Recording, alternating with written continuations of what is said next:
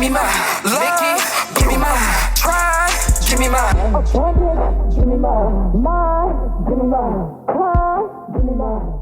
Now, the story is very interesting, and also maybe touching for viewers. So please, take a seat, and if you have any questions, please feel free to ask questions. But we're gonna get into the story, okay? So it's not gonna be a proper introduction, but I am Nikki Boo. I am the host. Thank you guys for tuning in. Hi everyone, too. By the way, I hope you guys had a great day. All right. So try hard not to say any names. Again, how are you today? I'm doing well today. Thank you. You're welcome. How are you? I'm good. Okay, so this topic is about parental advisory of child sexual abuse. Is this a story that you know about from someone, or is this something that you experienced personally? This is my own personal experience. Okay. And are you comfortable with having this conversation with me? Yes, I am. Okay. So how old were you when this took place? Well, it was several different instances in my life. So as early as I can remember is at the age of 3 years old when my uncle tried to basically he tried to penetrate me outside in the backyard in the grass, and my aunt stopped him. And what, not to cut you off, but what made your aunt notice what was going on? I think she just walked up and just saw it and stopped him.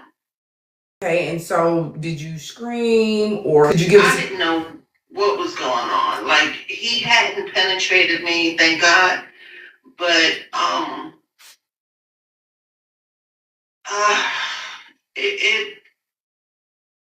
that's the earliest that I can remember that something happened to me. Right. Okay. And did this particular person, you said your uncle, did he try this again in other situations or at a later date? Not the same thing, but he used to like try to rub up on me, stuff like that. And I might have been like 7, 8 years old.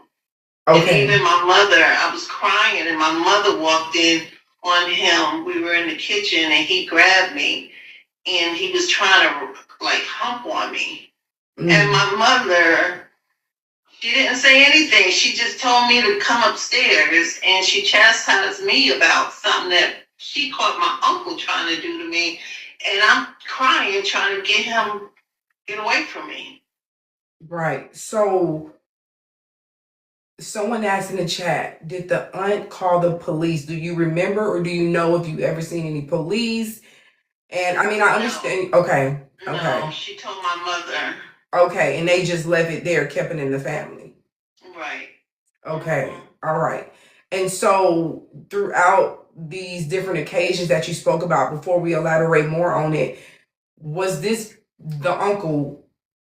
Is he the main predator, or was there any other family members? Like, was this like a generational thing? Well, I think it was generational because my grandmother went through the same thing that I went through. She was molested and raped by her adopted mother's husband. And also other family members went through similar issues. Okay.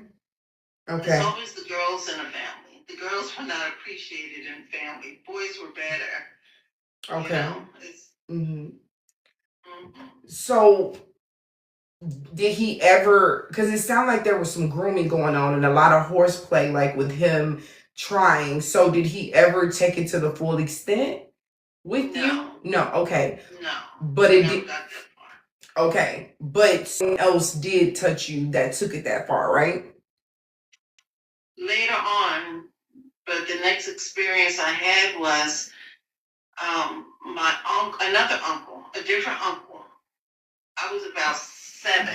And he came in my room, which I don't know why my room was upstairs on the 3rd floor between his room and older aunt's room. And I woke up to him rubbing his penis on my butt.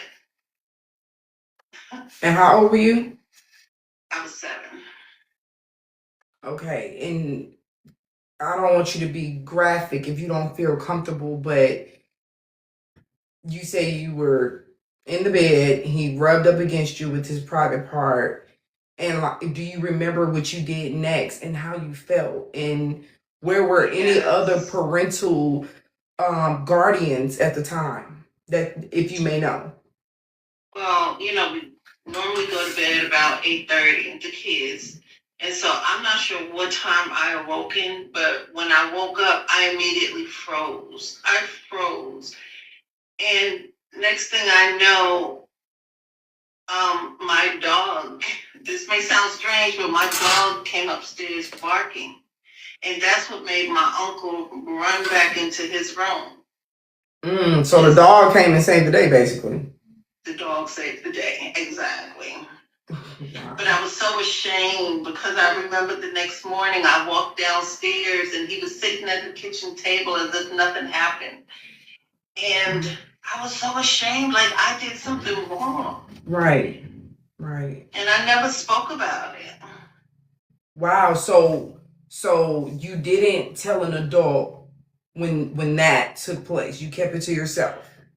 I didn't, because in my family there was a lot of that going on, and the girls were not believed. The girls were treated badly. When I was 6 years old, my mother told me girls were whores and boys were better. And my mother, she was very, very abusive. So, I didn't have a voice. I didn't have protection. My dad was an alcoholic. My mother was absolutely beyond herself.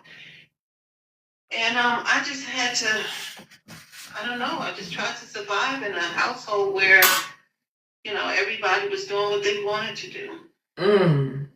Okay. Yeah.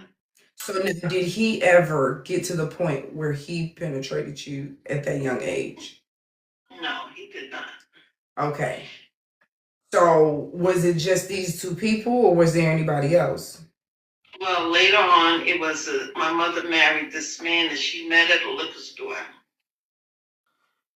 And turns out, well, I didn't know it at the time. I was about 9 or 10 when I met him. And he came across as a really nice person. And it seemed everybody liked him. And I just know that I'm not sure if it was before they got married or after they got married. It might have been after that she invited me into a room with this health book to talk about my body with this man.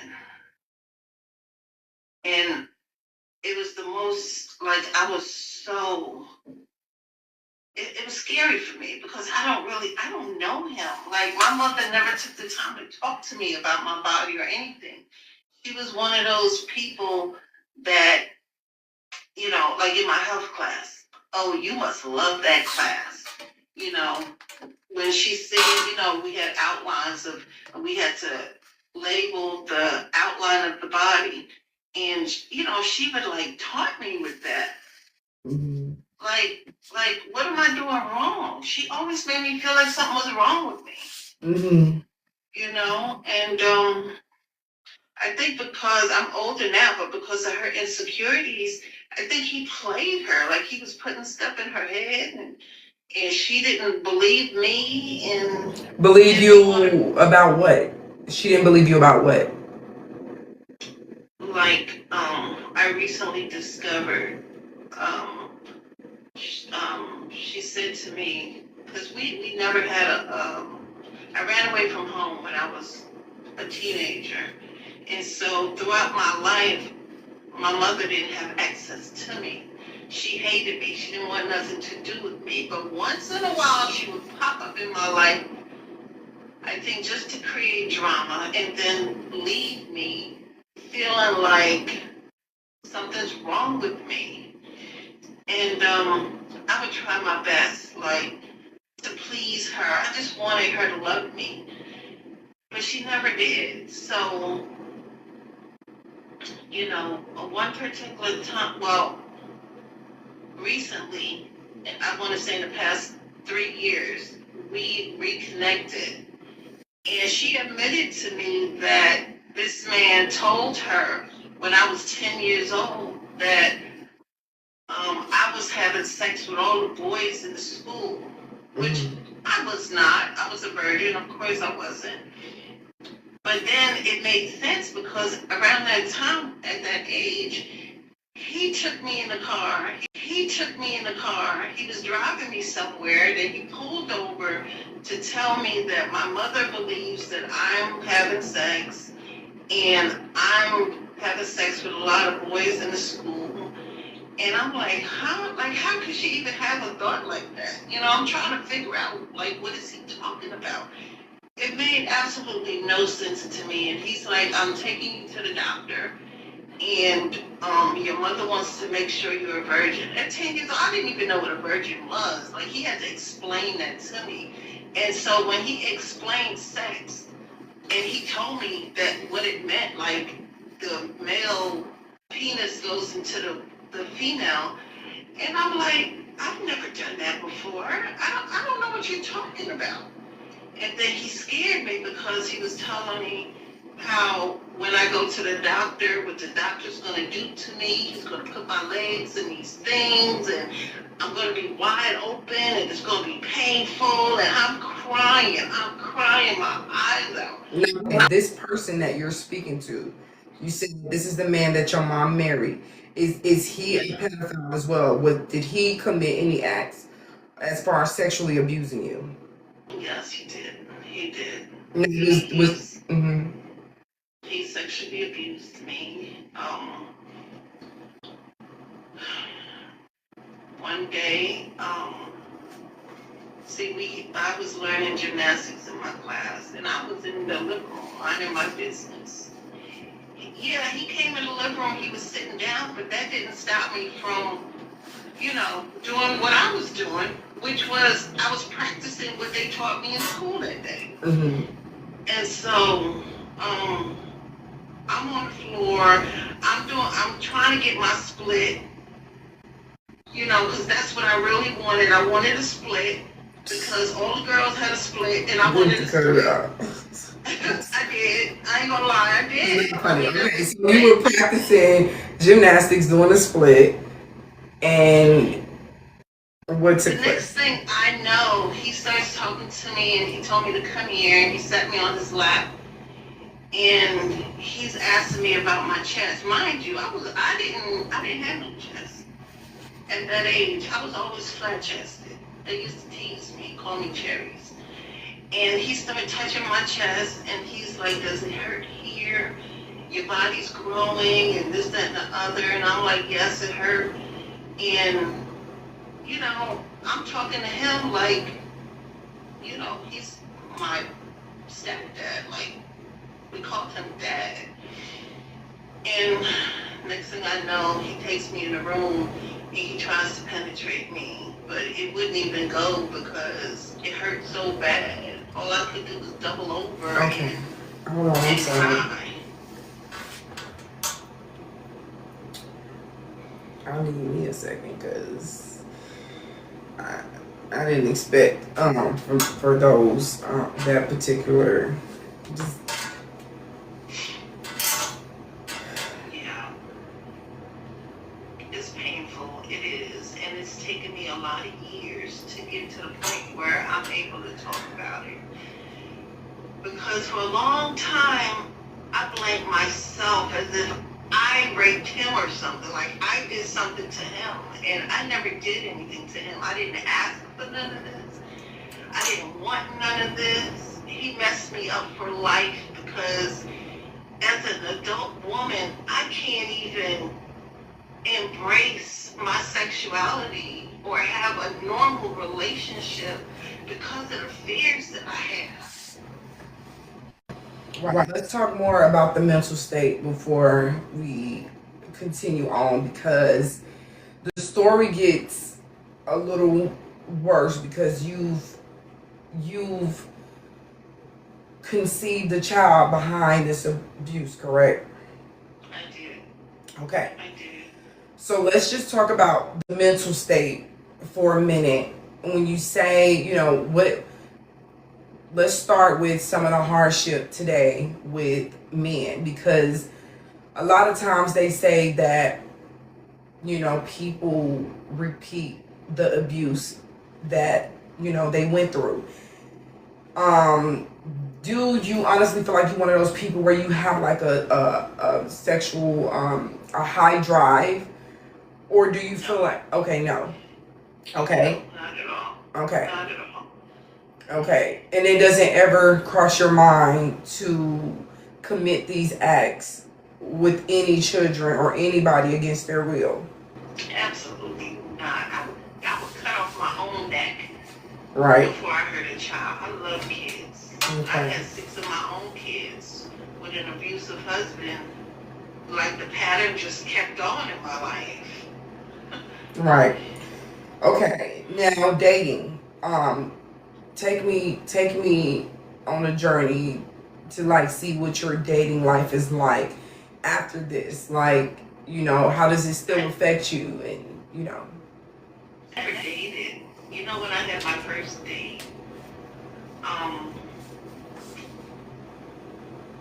in my first year of marriage, I met my ex-husband at 17. He was abusive. He would put his hands on me all the time, punch on me. He knocked me out a couple times, and I didn't even do anything. He was extremely jealous. And, I just had to do what he told me to do. In the beginning, he would sexually abuse me because he would ask me, oh, your stepfather made you do this particular act 2 times. That means you got to do it to me 5 times. And he would force me to do things that I did not want to do, did not know how to do, And so I was introduced to sex at an age where I was too young, absolutely too young, didn't know anything. So I thought that's what it was all about. And it made absolutely no sense to me whatsoever. And I used to say, a person's supposed to feel something for this? Or it was disgusting. Absolutely disgusting. So I spent a lot of years after my marriage, which I spent 20 years trying to prove myself that I was worthy of love from an asshole. And, he just absolutely treated me the worst. Once he got done with me, I had no sense of identity. I had to try to I had kids. I tried to raise these kids to the best of my ability. I figured if I raise them and do things opposite that my mother did to me, that would make me a good mother. I loved my kids, and it was easy when they were babies, but when they got to be like teenagers, it's like I didn't know what to do. I didn't know how to raise a teenage child because, mind you, I was homeless as a teenager. I ran away from home. I ran away from them. The teenager that we spoke about, is this the child that you conceived through child sexual abuse? My oldest child. When did you become pregnant and how old were you? I was 15. Okay.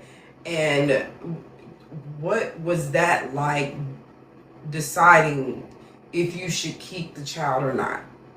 Well, first of all, I was so innocent that I didn't even know what pregnancy was. I didn't even know I was pregnant.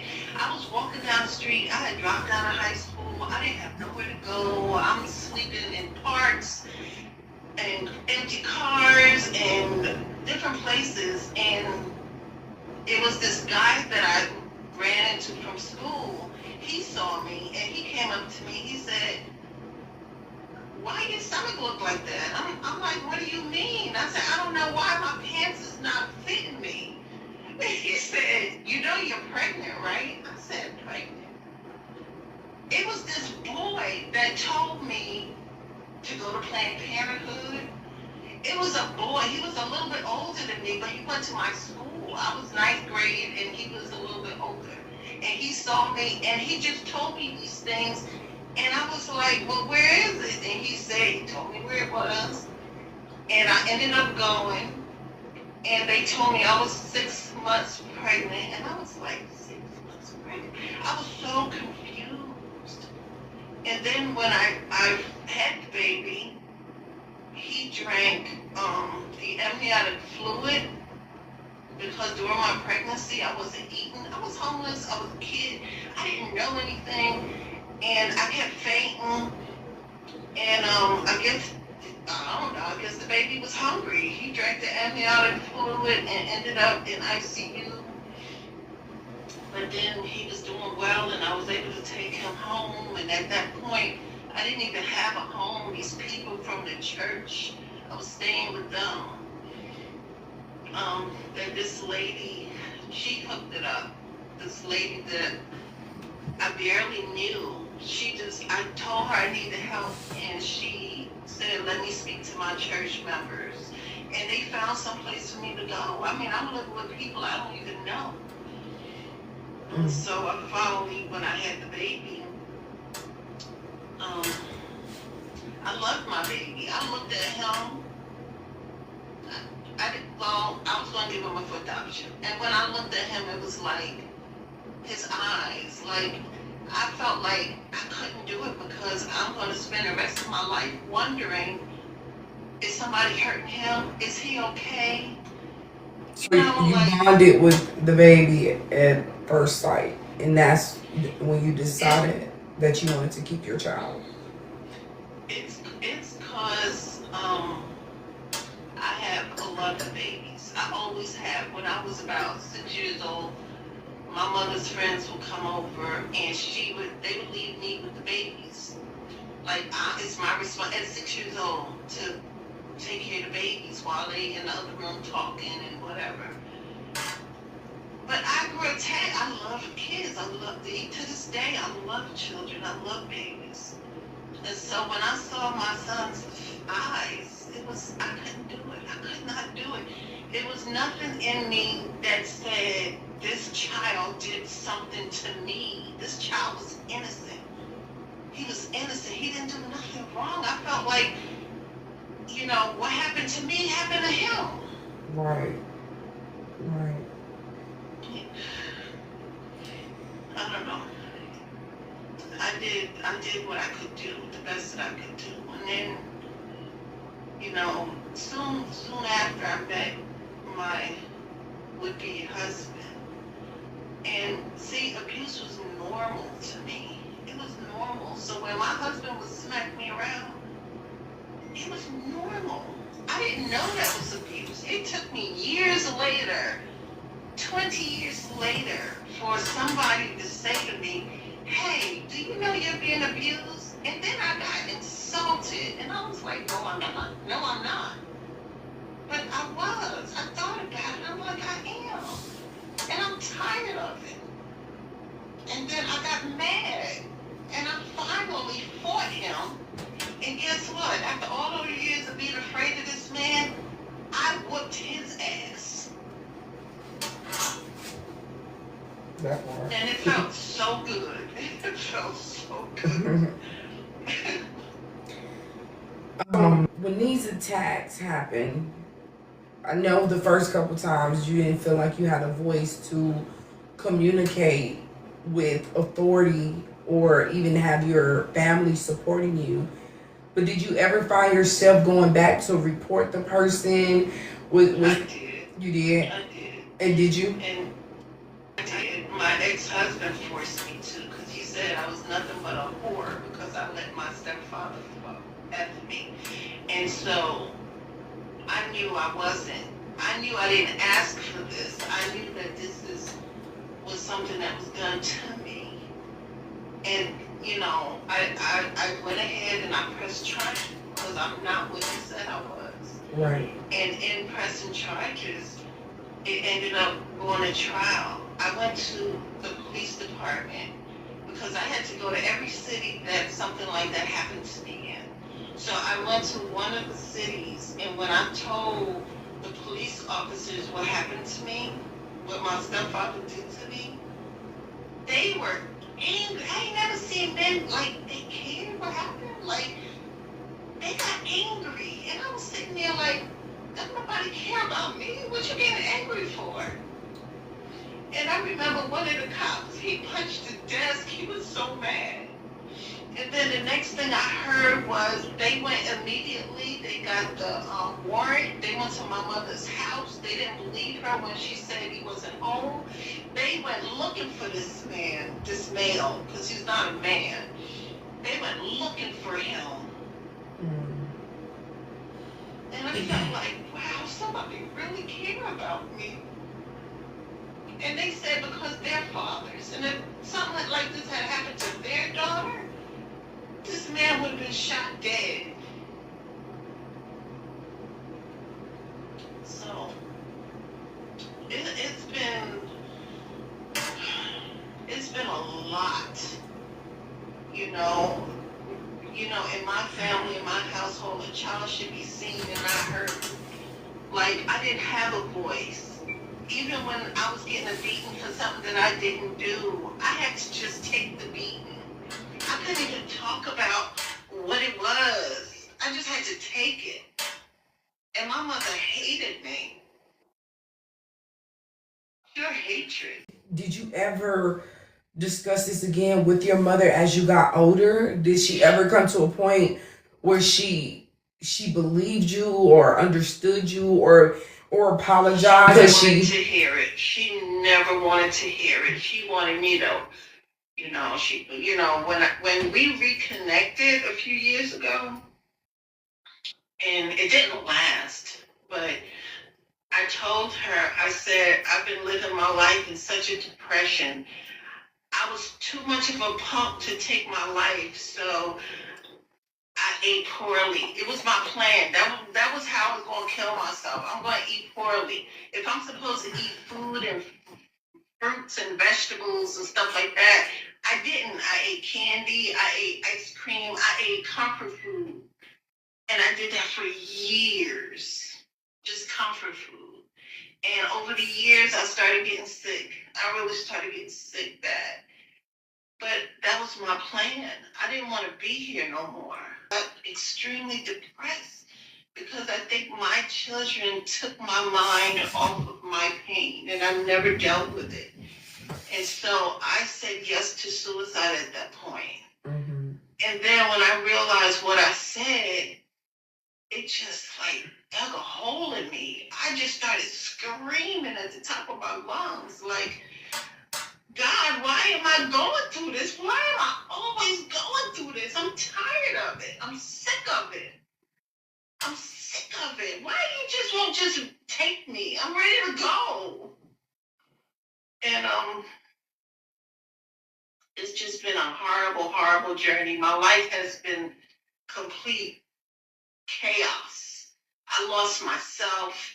I didn't know who, I never knew who I was because I was so busy trying to people please, giving, and not receiving, and not knowing how to receive, just being all messed up in the head. Does your son know that he was conceived through child sexual abuse? He does. One thing, I never kept it from my kids because I wanted my kids to know if somebody touched you, to tell me, tell somebody, tell anybody, scream, but don't take it. Fight. And when my son was about 21, I told him. I had to tell him. Because my ex-husband, he hated me so much.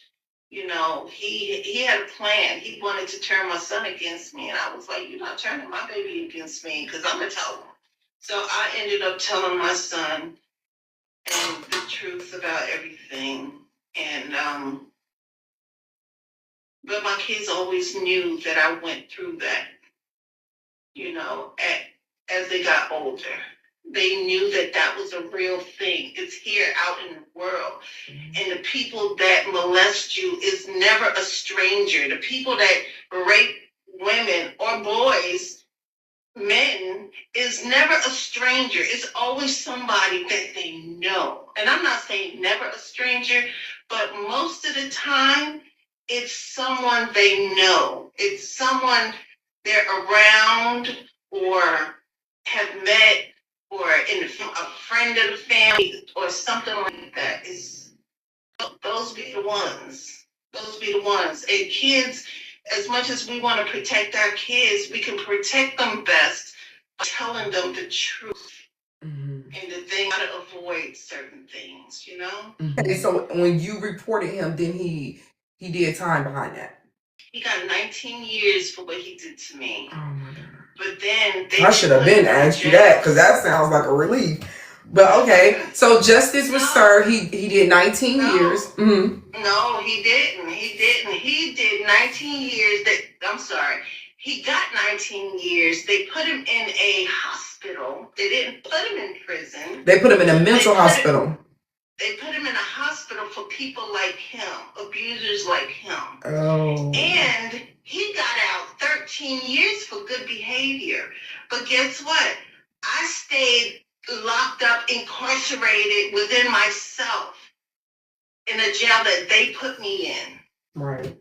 Mentally. I had to suffer with all that pain up until today. I still think about it. It still hurts. When the person was a free individual, did anybody outside of the family notice or witness, like, did he change up when there was company, or did he act the same? Did you guys ever have company? Like, my brother's girlfriend, my brother brought his little girlfriend to the house. They were about 13, 14 at the time. And my brother got really, really upset. Because the stepfather came on to his girlfriend. And I didn't know, like, because I was already out the house. So I didn't know, like, to what degree. But I spoke to her, like, years later. You know, she found me on Facebook. And that's like when Facebook first started. And we talked about it. And she said, yeah, he tried to kiss her. You know, he was trying to touch on her. And she said she ran out the house. She was so upset. But I don't think she told because nobody came to nobody did anything to him. Right. But then another uncle of mine told me recently that he had got in trouble for another little kid that he tried to molest. Mm-hmm. I know you were young, but as you got older, did you sense that he was having mental issues? Did he act like a normal person? Like, what was that like? Like, was he walking around the house and talking like everything was fine? Or he showed signs like timidness or aggression? Like, none of that. He appeared to be a nice guy. I'm older. So looking back, he was manipulating a child. Not just me, but my brother as well. He was manipulating children. Children. How hard is it to manipulate a child's mind? It's not hard. Mm-hmm. Especially when you got abuse going on and always had abuse going on. You know, people like him pick out those kids that got issues. Those kids that nobody's paying attention to. Mm-hmm. They're good at that. And go ahead, I'm sorry. And they're everywhere. These people are everywhere. They're your kids' teachers, they're pastors, They're everywhere. You see, like in the Catholic Church, all them priests molesting them boys. They're everywhere. Trauma, and you bury it. You don't even remember. It can pop out at any time. Like my brother didn't even remember. He was young when it happened. I think he was about maybe 7 or 8. And see, I was just gonna ask, did your brother, when it came back to the surface? My brother was an adult male in his late 30s, early 40s when he told me. And when he told his mother, which is my mother as well, but she never cared about me. So he was her favorite. When he told her, she had the nerve to tell him, "Oh, forget about it. They're old now." What? Forget about it? What was his take on it mentally? Did it affect him tremendously? Did he go seek help? Like, what did he? It affected him tremendously. In 2013, he started going to church and stuff like that. But you know, when you're going through stuff and you're not right, your head's not right, you attract people like that. And so he attracted somebody who took him for everything he had. And my brother's not here today.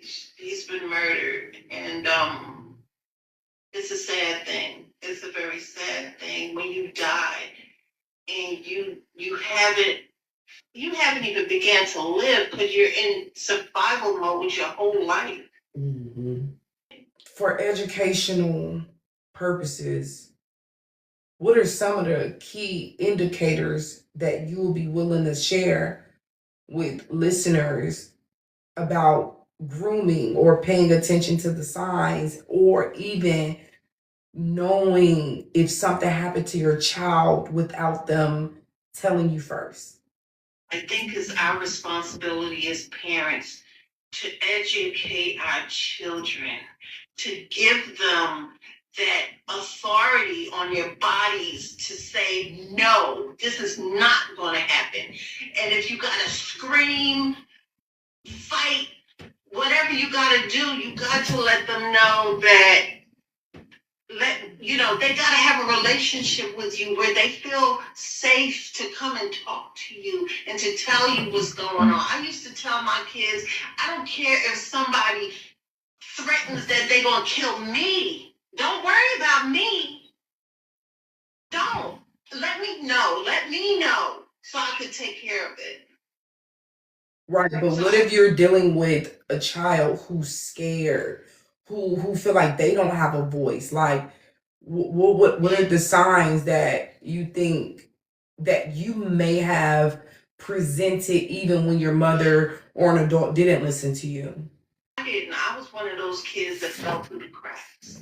Like nobody saw the signs. When I went mute and didn't talk, when I got shy and just stayed to myself, didn't have friends and stuff like that, everybody looked like nobody cared.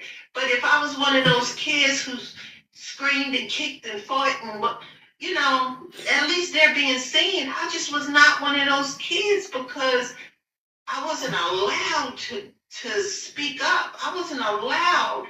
I would get beat. I would get shut down. Like, I even had to cry quiet. Like, you, in your mind, your perception is that when a kid acts out, that of course is a sign. But you said for, your situation, you were quiet, you were isolated, you didn't play with other kids your age. Those were some of the behavior patterns. But nobody saw me. It took me till I was in my 30s for somebody to say something to me after all those years of living in a jail. In my mind, I'm in prison. And it was a nurse that said, you're being abused. And I was, like I said, I was offended. Like, no, I'm not. But then when I thought about it, I was like, yes, I am.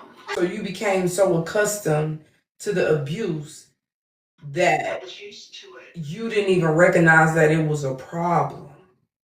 Because, this is how I saw myself. I was a nothing and a nobody. Didn't nobody care about me? I didn't know how to care for myself. I just stayed in the corner and been quiet. I didn't bother nobody. To ask another question about your son, how is his posture in the world knowing that his father?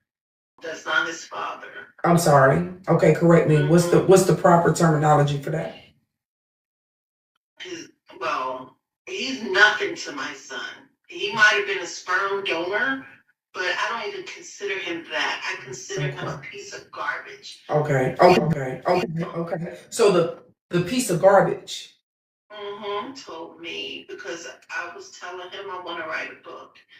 And he said, and I asked his permission, is it okay? Because, he has to have a voice too. Like, I don't want to be an embarrassment to him, even though these things are things that was done to me. It wasn't something that I sought or wanted, and he said, Mom, he just cried. He was like, Mom, thank you for giving birth to me. Thank you, Mom. You could have threw me away. You could have aborted me. You could have did a lot of things. But you kept me. My baby said, Ma, if you want to have a movie made, go ahead. Tell your story. Right. And that's my story. My life has been crap. I've been trying to figure this whole thing out. That's all I think about all the time. I'm so sick and tired of it. I'm tired of it. I feel like I'm never good enough. I can't do anything right. I overthink things. When I can't even argue well because I don't want you to feel like, I'm doing something to you. I'm trying to hurt you verbally or something. I love my children. They are my everything. But I had to learn that I couldn't hang on to them so tight. So over the years, and I had to be like, God, I had to ask God to come in and help me. And it's only with his help and grace that I'm able to talk about it now. I'm able to fight. I'm able to not be quiet, because in me being quiet, which I didn't know, kept them being who they are. So now I'm finally telling. I'm finally telling on them. They hurt me, and I didn't deserve it. My mother gave birth to me. How do you hate something you gave birth to? Why she didn't want anything good for me? I don't understand. I got kids. I love my kids. I give them my life to save theirs. I give to people. I give to strangers. I help people. People take advantage, but I still help somebody. And we got to talk to one another. We got to have community again. People are not being transparent as to who they are.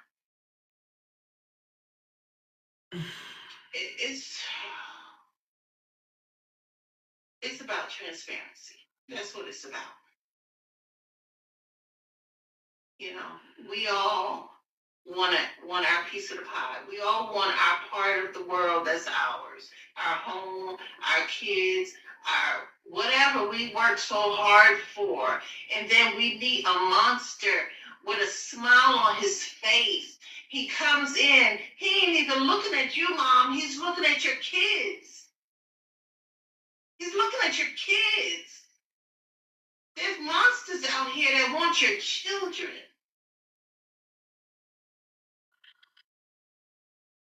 And it's not fair. It's not fair.